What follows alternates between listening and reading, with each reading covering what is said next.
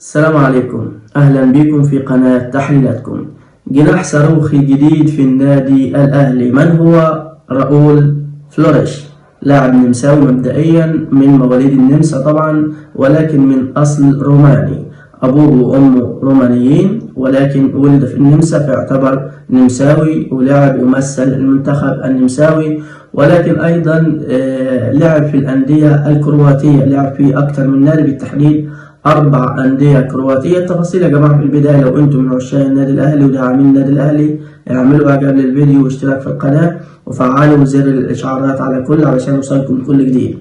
زي ما قلت لكم يا جماعة، الجناح الجديد اللي يهتم به النادي الأهلي طبعا النمساوي راؤول فلوريش. طبعا زي ما قلنا من مواليد النمسا، وحاليا بيلعب في الدوري السلوفاني بعد ما فضل تقريبا في 4 أندية كرواتية من سنة ونص أو سنتين، بالتحديد في يوليو 2023 انتقل لنادي في سلوفينيا. سلوفينيا بالمناسبة اللي جاي لنا منها طبعا المهاجم اللي مكسر الدنيا في الوقت الحالي في النادي الأهلي اللي هو جراديشار، فدي علامة مميزة بإذن الله، خاصة إن مارسيل كولر المدير الفني السويسري للنادي الأهلي مقتنع جدا بإمكانيات ومهارات اللاعب صغير في السن، عنده 23 سنة، مثل المنتخب النمساوي، ومارسيل كولر عارف إمكانياته جيدا، لأن مارسيل كولر في فترة من الفترات كان مدير فني ومدرب المنتخب النمساوي، فبالتالي عنده دراية كبيرة بإمكانيات ومهارات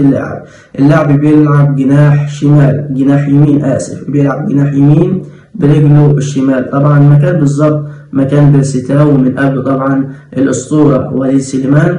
لاعب مهاري جدا، سريع جدا، طويل جدا، أيضا يمتاز في الكرات الثابتة، يمتاز في العرضيات، يعني لاعب جناح متكامل في حالة قدومه للنادي الأهلي. النادي الأهلي زي ما قلت لكم في الفترة الأخيرة مهتم جدا بالتعاقد مع صفقة أجنبية أخرى، بعد ما شفنا محمود تريزيجيه، وبعد ما شفنا جراديشار، وبعد ما شفنا أشرف بن شرقي، وحاليا الكلام على ديريك كوتيسا لاعب نادي طبعا سيربت السويسري. والنهارده يعني تناشرت الأخبار وتواترت الأخبار طبعا عن الجناح النمساوي اللي الفيديو بيتكلم عنه ده، اللي هو طبعا راؤول فلوريش. راؤول فلوريش يا جماعة من مواليد 10 يونيو 2001، فبالتالي عنده 23 سنة.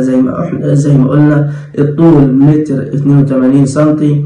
بدأ مسيرته طبعا زي ما قلنا في نادي دي اس جي في طبعا كرواتيا في عام 2009 تقريبا 2010.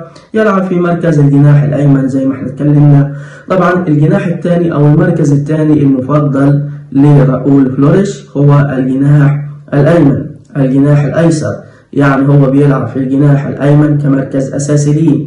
طبعا برجله الشمال بيكسب، بيعمل عرضيات، بيدخل بيسدد، ولكن المركز الثاني محبب ليه أيضا اللي هو الجناح الأيسر، بحيث إن هو يعني يقيم أو يعمل عرضيات زي مثلا ما تشوف علي معلول بقدمه اليسرى يعمل عرضيات طبعا لرأس الحربة. فبالتالي لاعب مكسب بإذن الله للنادي الأهلي في حال إتمام الصفقة. طبعا بالنسبة للمقابل المادي لحد الآن النادي الأهلي عرض مبدئيا يعني على اللاعب $1,200,000 كبداية التفاوض. ممكن الرقم ده يعلى شوية، مثلا ممكن نشوف 1,500,000 أو $1,600,000 للنادي النمساوي السلوفاني اللي بيلعب فيه حاليا.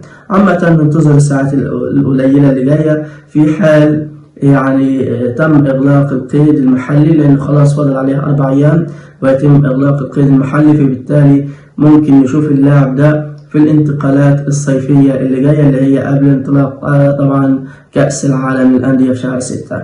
ده يا جماعة باختصار كل ما يخص الجناح الصاروخي الجديد طبعا للنادي الأهلي راؤول فلوريش. ده يا جماعة ما تنسوش طبعا في النهاية الاشتراك في القناة والإعجاب بالفيديو علشان يوصلكم كل جديد، زي ما قلنا تفعيل الجرس على إشعارات الكل علشان يوصلكم كل إشعار. كان معكم قناة تحليلاتكم، سلام عليكم.